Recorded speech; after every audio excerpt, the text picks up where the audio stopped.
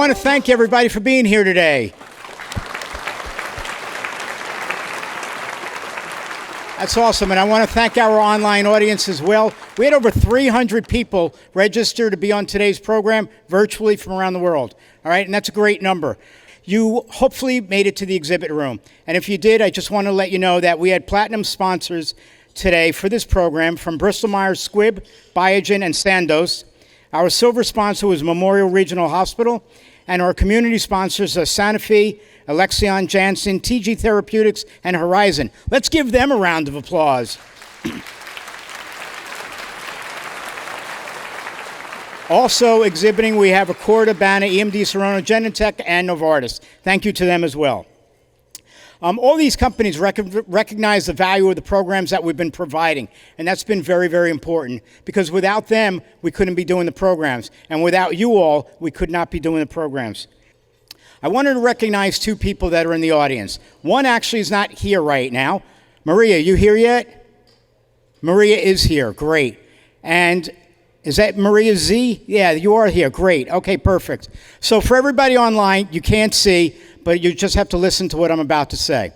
We have Mr. Michael Mayette. Michael, raise your hand. Everybody see Michael? Michael has been a self-help group leader or support group leader for the National MS Society for, I don't know, way more than 20 years. Let's give Michael a round of applause. I know that Michael's doing it from that long ago, because when I was first diagnosed in 1998, his was the first group I attended. And it meant a lot to see what he was doing for the National MS Society, and he's the reason, he was the catalyst for me to be doing the things that I do. So I want to thank you personally for that. Thank you. And Michael, it's wrapped in bubble wrap, and I'm going to need your wife to come up and get this, but this is a plaque for you to show the recognition that we are giving you for what you do for the people with multiple sclerosis.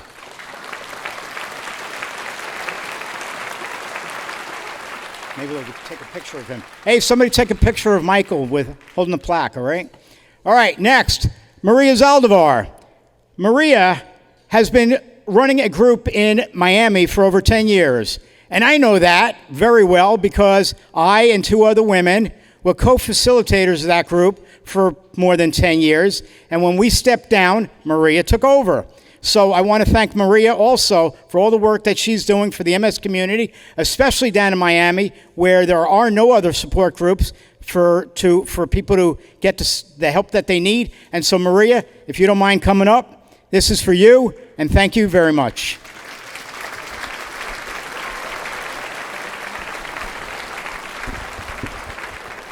All right, cameras, can you see it? Zoom on in, there you go. That's what Maria's getting.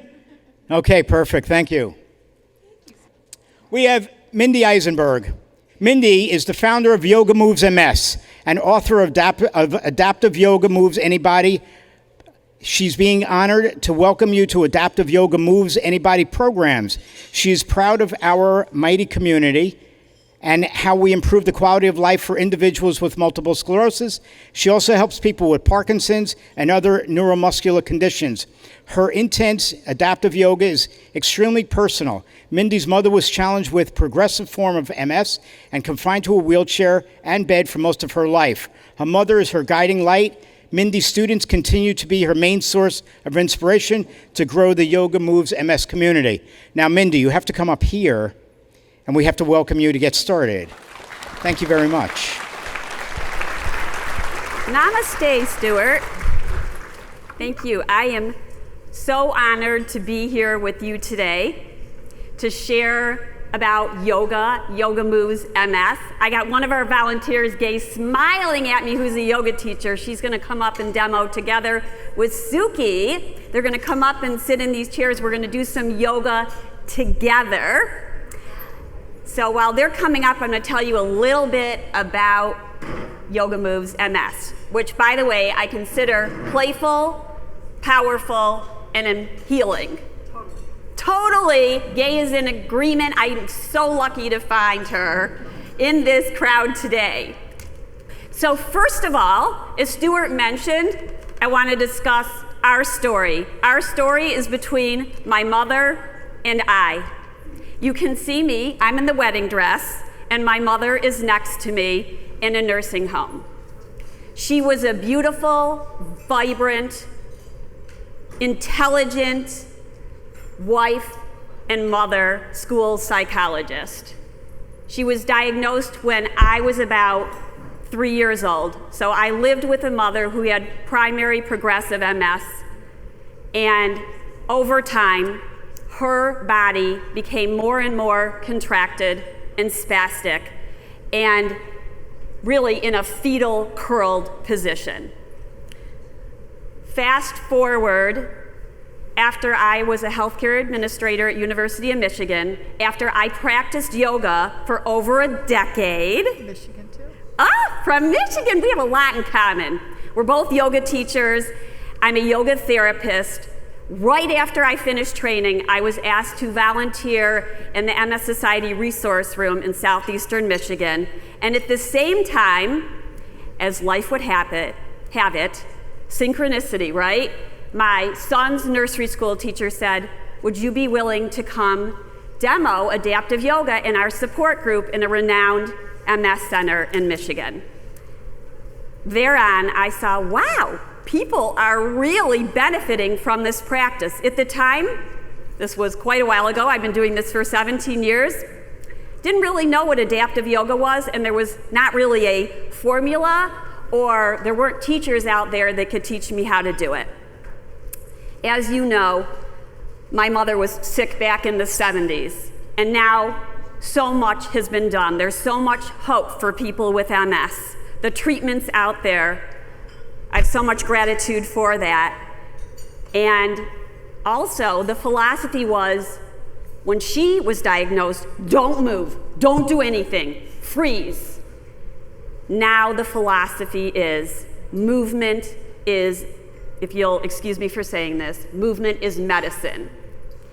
Movement is medicine, move it or lose it. So today, I'd like to go over with you, what is adaptive yoga? We're going to talk about the breath, and I'm going to tell you in a moment why that is so important.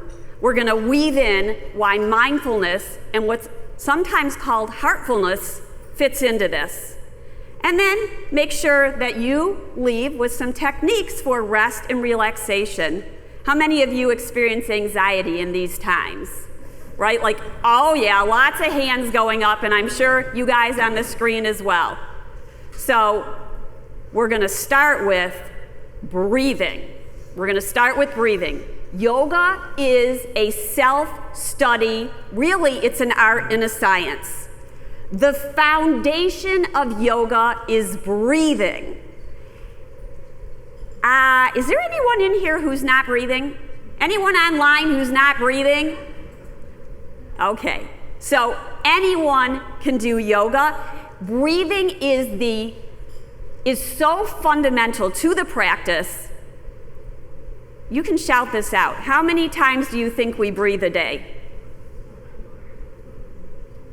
How many of you think it's 1,000 times? Raise your hand. How many think it's more? How about 5,000? We got a few, but we got a thumb going up, up, up. How many people think it's 10,000? More. You say more. More? How about 15,000? More. How come you guys are so smart? How about 20,000? Suki's looking at me. How many times do we breathe a day? Somewhere between 22 and 25,000 times a day. I can't think of a better way to help us feel better than to examine our breath, to spend time every day feeling our breath. During COVID, I began a crusade of looking at my breath, how I breathe, and helping other people breathe. As yoga teachers, we learned how paramount it was, but even yoga teachers don't always have the time during class to focus on this very important function that all of us do that impacts our cardiovascular system, our nervous system, our digestive system, and the list goes on and on. The vagus nerve. The vagus nerve, she knows her stuff. She knows her stuff. Wow, did I luck out today with both of you on stage. So let's start with some breathing together. You can take one hand to your heart and one hand to your belly. And just notice your breath. Feel your breath. Feel the sensation of breathing. We breathe in, it's an inhale. We breathe out, it's an exhale. And we can say that this is already beginning to impact our heart. This is heartfulness. Imagine you are breathing in and out through your heart.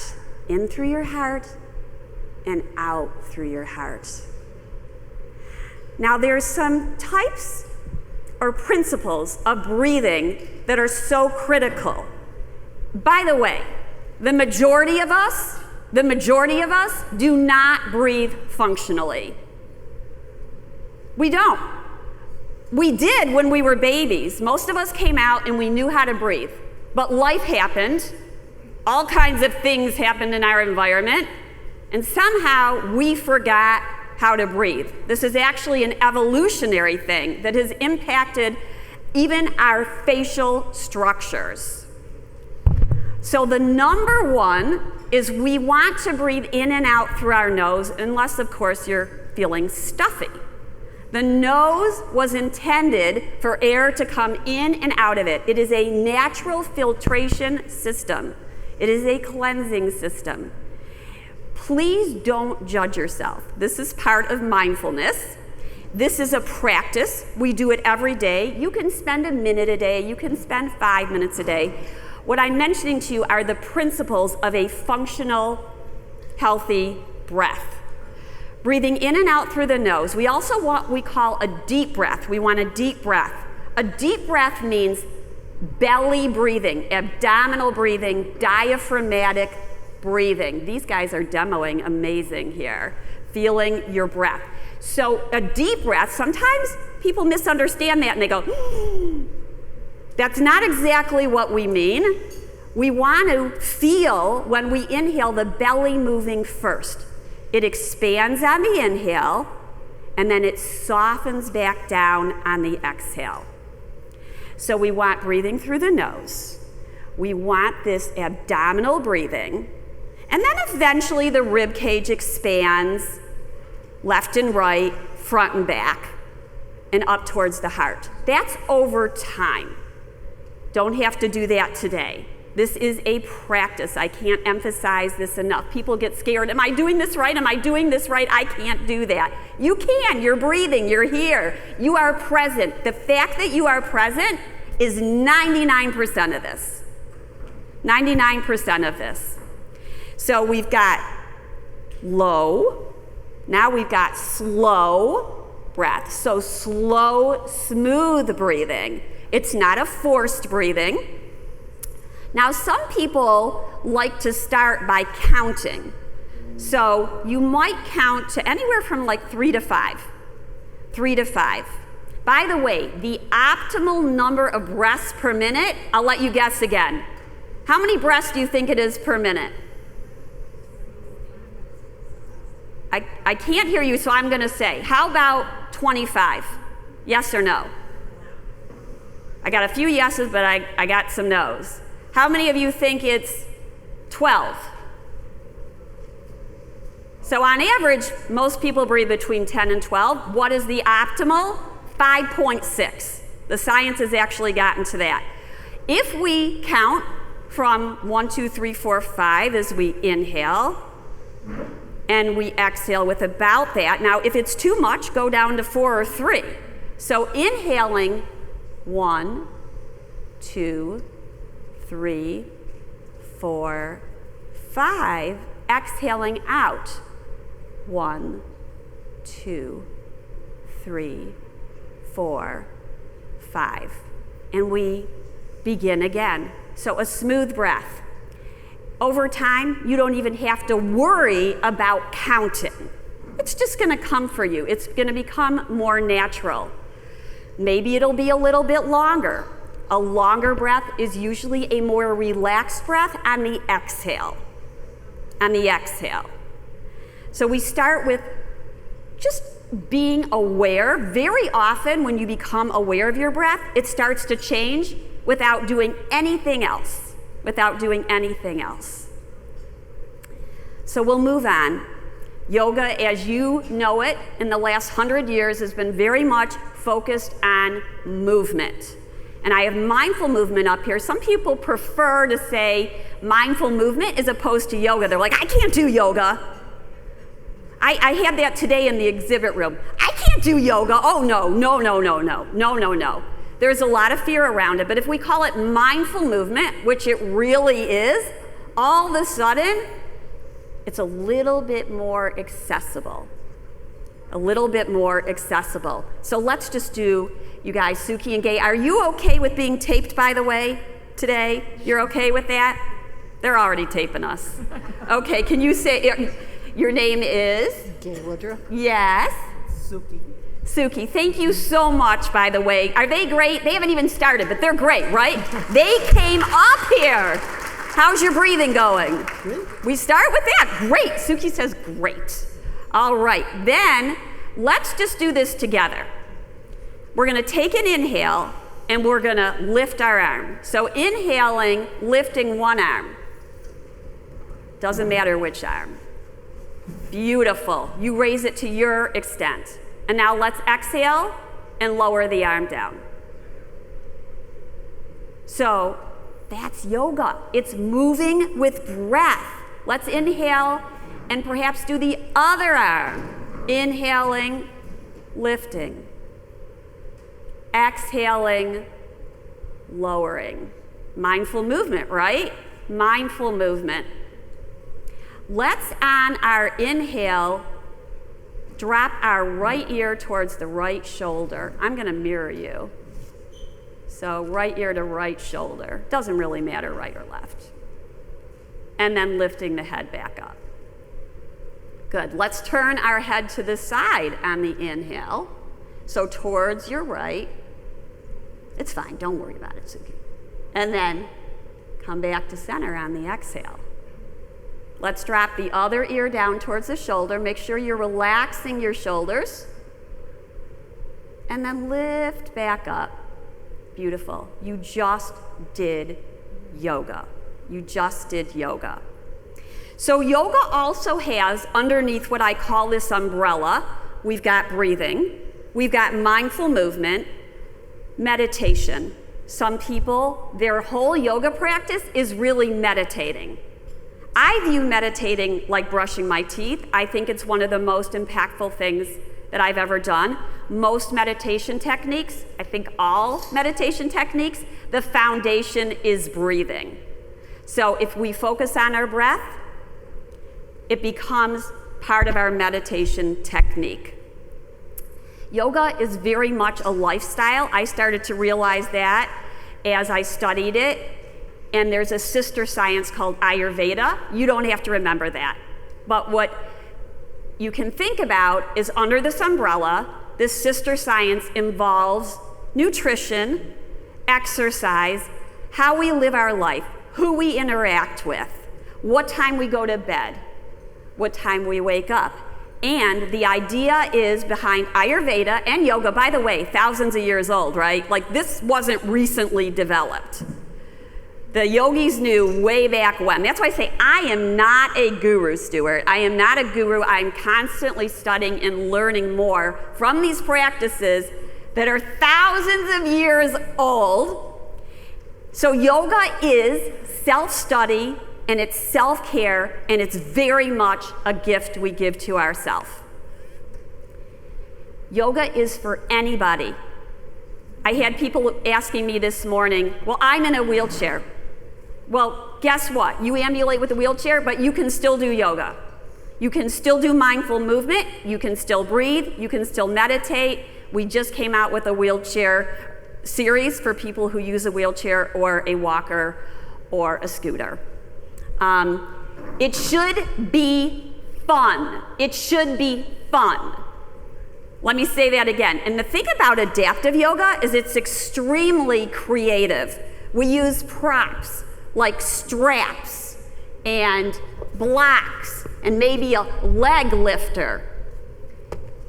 No pain, all gain. Some people say to me, well, my body's in pain. Well, we do move, and if you notice pain, pain is a message. That means stop, ask the teacher, listen to your body. Your body is so smart, and it innately knows what it needs. We just have to listen, and that's the mindfulness.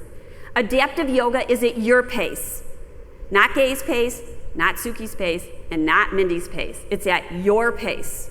Generally, in an in-person adaptive yoga room, the room temperature for yoga for MS would probably be around 70 or so, though we sometimes have little conflict or arguments going on, but never, never, never in the yoga room, right? We also like to laugh and giggle in our in-person classes, and plentiful assistance in an in-person class. So now we're going to do some yoga together with Gay and Suki. Are you guys ready? Yes. They're ready. They're ready. So let's go for it. We start with our breathing, and you guys, online, virtual, and here today, can do this along with us. You might move your chairs a little bit away from the tables. Mindful movement. So you're going to listen to your body. Safety is number one priority. Number one priority. So as you begin your breathing, focusing on your breath, I want you to focus on the sensation of your inhale and your exhale. It's the sensation. That's what the mindfulness is all about. Feeling the sensation of breathing and moving. And perhaps noticing our thoughts that come in and out. They come in and out. The brain is going to think no matter what. It's going to go from thought to thought to thought, and that's exactly what the brain is supposed to do. It's doing its job. So now we're going to do a side bend together. You guys ready? So we're going to inhale and lift our arm once again. You lift it to your ability. Your ability. Feel the lift. Now lift up tall through your body. Lift up tall. Imagine that somebody had a string on the back of your head and they were gently pulling it up. Relax your shoulders down. Yes. Now let's take a side bend. Take a side bend. Beautiful. I love this art coming together. This is amazing. I love you guys. Oh my God, their hands are coming towards each other. And then inhale and rise back up. Beautiful. That's a side bend. Let's do it again because it feels really good and juicy when we do it again. Lift up tall and take a side bend. Really feel how you're lengthening the side of your body. Inhale, the arm rises back up. You guys are excellent. And lower your arm down. That's yoga. Take a moment, feel the side of your body. Feel the right and left. Notice the difference. Side bends are awesome for improving our breathing because often we get tight in those muscles in between our ribs. Let's do the other side. Inhale, arm rises up. Relax the shoulder down. That shoulder likes to creep up very often. And take a side bend now. So now they're going to go away from each other. It's like I planned this. This is amazing. Arm is over the ear. Good. Now feel the lengthening that you're creating all the way along the side of your body. You guys are really beautiful. Inhale, arm rises back up, and exhale and lower it down. We're going to do a yoga hug. So I mentioned heartfulness, and very often yoga classes have a theme. So I thought today it would be heartfulness. Let's take our arms out wide. Arms out wide. Now just feel what it's like to open up. these days and times, we're like texting, right? We've got text thumb, text head, we're leaning forward, so opening up the front of the body. I want you to imagine your favorite teddy bear, your pet, and now yourself, and give yourself a big hug. Right arm over left. Big hug. Give yourself a squeeze. Oops, I'm echoing when I do that. Good. Now open up your hug. Open it up. Think wide. Who do you love? I hope you love yourself first. Yoga is a practice of self-love. Other arm on top. Big hug. Feel your shoulder blades with your fingers. Yes. Yes. Feel the sensation of a big hug, a big bear hug. Awesome. Open up your arms. Release them down by your side. Let's circle the shoulders around and about. This is a really nice little massage. It's always there. Did you think this was yoga? Mindful movement? Really feel the sensation of taking your shoulders up and back and around and down. So those of you who say you can't do yoga, I'm challenging you today. I'm challenging you. Let's go to cat and cow. Some of you may be familiar. We just had Halloween. Cat pose, we're going to round our spine. So you're going to take your chin to your chest and your hands to your thighs. That's it. And on your exhale, pull your belly in. Beautiful, beautiful. So you're feeling a lengthening through the back of the body when you do this pose. Imagine a Halloween cat, right? They're getting ready to pounce. So that big curve in the lower back. Beautiful. Now inhale and open it up. Lift your heart towards the sky. You can take your sitting bones back. That's right. Lift your heart towards the sky. Keep your neck long. You guys are doing it. This is cat and cow pose. Exhale, round your spine. Take your chin towards your chest. Gaze at your navel. It's your belly. Inhale, open it up. Take your shoulders up and back, lifting. You never did yoga? No way. You're doing this amazing. See? He never did yoga before. And look at him. He's doing cat and cow. Beautifully. Good. Come back upright. Posture is very much impacted in a part of yoga. We say it's the foundation.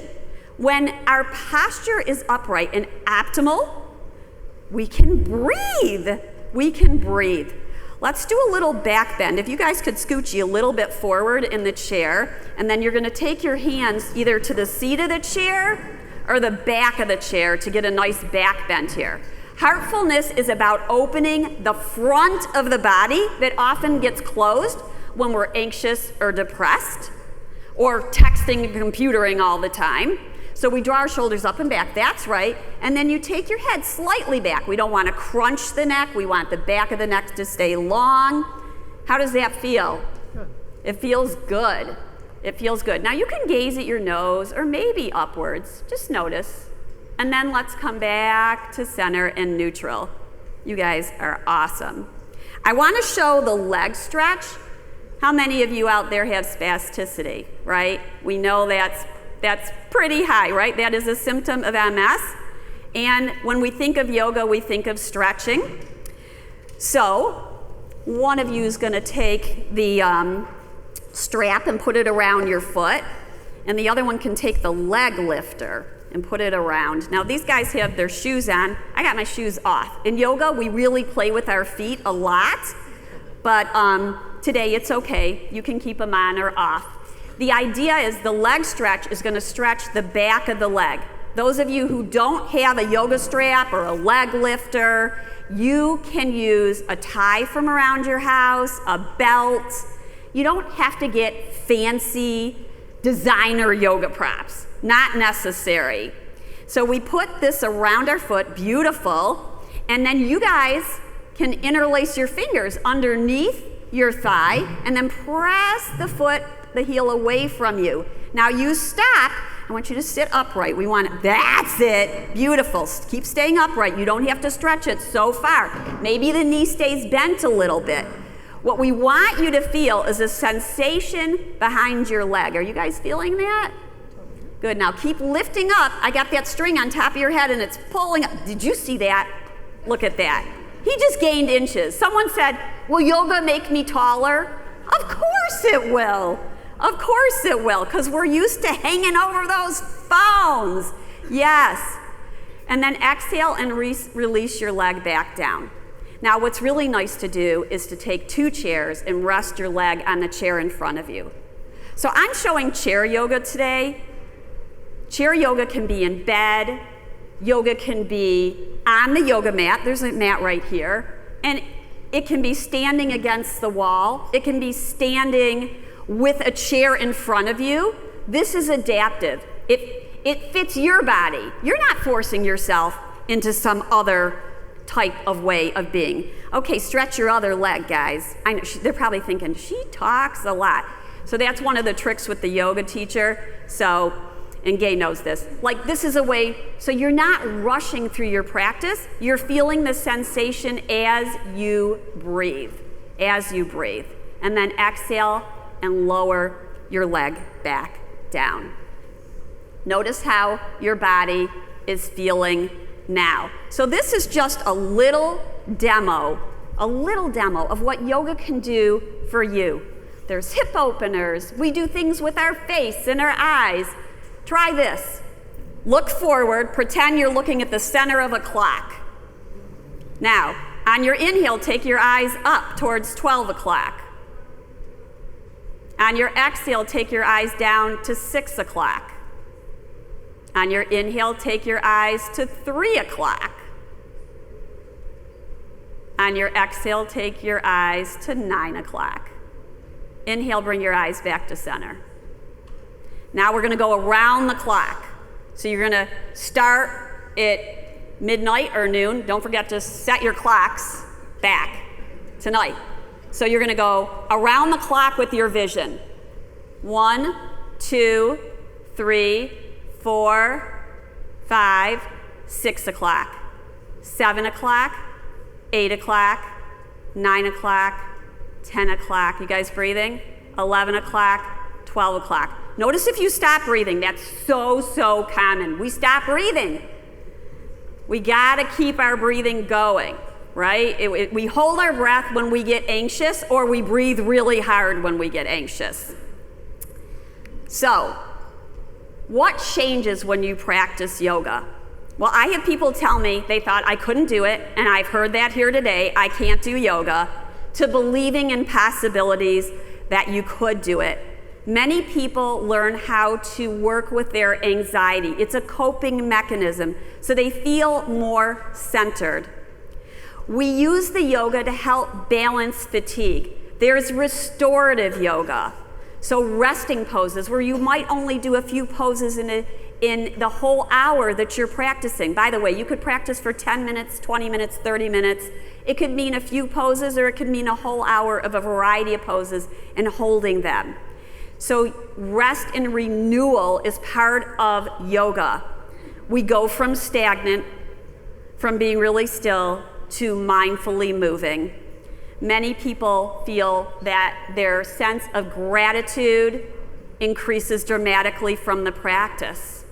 And whether you're practicing online, or whether you're together in community, or whether you're in small adaptive yoga group classes, there's this sense of community that you're all practicing together. You're in this together. We are a tapestry of stories together. So what do people tell me? They feel better. They're focusing on what they can do. I had one student say, I am reunited with my body, because sometimes people feel, and very often they feel when they have MS, they got to get out of their body. That is so common. I got to get out of my body. We're grounded. Press down through your feet. Everybody press down through your feet. That is a sense of grounding. Feel the sensation of pressing down. And I know people say, well, I'm numb, I can't feel it. Well, there is a sensation of pressing down through your feet. The sensation may have changed than the way it was 10 years ago, or yesterday. Feel the sensation of pressing down. So you become a member of a compassionate community. not identified by MS. I encourage you to join the Yoga Moves MS community and to take classes in your area. There's a list of we have virtual daily free classes. We have our book and our adaptive yoga cards and videos, our new series for people who use wheelchairs and walkers. Soon we will have on demand so you can practice on your own schedule. Please feel free to contact me. Now place your hands on your heart, in front of your heart. This is a yoga mudra. Yoga is not a religion. Let me repeat, it's not a religion. It could be just a physical practice. Very often as we practice, it increases our sense of spirituality, of connection with others, of gratitude. And so at the end of a yoga practice, which we do this mudra, it's a hand mudra. Putting the hands together also balances the right and left hemispheres of our brain. So in front of our heart. And we say something like this, though you may say whatever you want. I'm gonna say, I honor the light. There's light in each one of us. And so we acknowledge that light. I honor and respect the light in each of you. So from my heart to yours, from Gay's and Suki's heart to yours, we are connected through this light. Namaste. Namaste. All right. Thank you very much, Mindy. And thank you, Suki That's and fabulous. Gay. Thanks to Suki and Gay as well. Mindy, what's the difference between yoga and Tai Chi? Well, I'm not an expert in Tai Chi, but what I understand is Tai Chi uses breathing. It's a slower movement. So I really can't speak to it. Does anybody do Tai Chi around here? I'm told that it really helps balance. Yoga also helps balance. It helps strength. It helps flexibility. It helps us feel to be more centered, so it has an impact on our mood. Hi, I had a question about using blocks. Yes. Are there exercises that you can do besides trying to stand on one leg? Like things that you could do in chair yoga? Using blocks? Absolutely. For balance? Yeah. For balance. Mm-hmm. So there's all kinds. Yoga is endless. But so balance is different to everybody, right? Balance could mean sitting upright in a chair or sitting forward in the chair. It could mean lifting one leg forward and one arm out to the side. We call this spinal balance. So, and then we have little techniques that we use, such as gazing at a point that's not moving. So it's a soft gaze. Of course, we're breathing. So when we have a balanced breath, that impacts our whole body. If we stop breathing, the balance is going to come off kilter. Thank you. Next question. What type of exercises restore balance? What type of exercises? Well, as we just mentioned, or one of the questions was about this, standing possibly on one leg, right? We are integrating our core when we're doing this, so you might be holding onto a chair. We didn't demo that today. Whoops. But you could be standing, holding onto a chair. Maybe the toes are up, but the whole foot isn't down. So this is an asymmetrical pose. So this is an example of a balance pose. This might, everyone is different, right? Standing upright could be a balance pose. We might do something like this where we're holding onto the chair, we take one leg back and maybe lift it up as we gaze at a point that's not moving. That's a balance pose. Almost any pose can become balanced. When we look at these poses, they become familiar, but the intention of the pose can alter. I have noticed that when you do the breathing, one thing that I've gotten to practice is when you breathe, You do like a so hum, and it gets you out of your brain, where you don't have to listen to the movement that's going on in your thinking and so on and so forth. And if you just think about how you breathe, when you inhale, you so. When you exhale, you hum. You just think about how your sound. Yeah, so I want to mention that yoga also has mantras, as Gay was saying. So hum is one of those. You could make the mantra your own, but it's the breathing that's the focal point, together perhaps with the mantra. Thank you. Mindy, if we go into Yoga Moves MS, is that where we find the classes? Yes, we have daily virtual classes. They are free. In addition to yoga, does Pilates help with MS? I believe it does. Pilates is different. Sometimes the focus of the breathing is different. Pilates is known to help with core strengthening. Yoga does as well. Great, thank you. Remember, yoga came first. Okay, another online question says, on the exhale, is this through the nose or through the mouth? So, for the optimal complete yoga breath, for your daily yoga breathing, please breathe through your nose. Inhale and exhale through your nose. Yes. Besides yoga and Pilates, is there other exercise that can help an individual with MS? I believe that there's several different types, and you want to find the type of movement that's best for you. I know many people with MS who love swimming. Thank you. All right, thank you. We are finished with Mindy, so everybody give her a round of applause. But Mindy's not allowed down yet.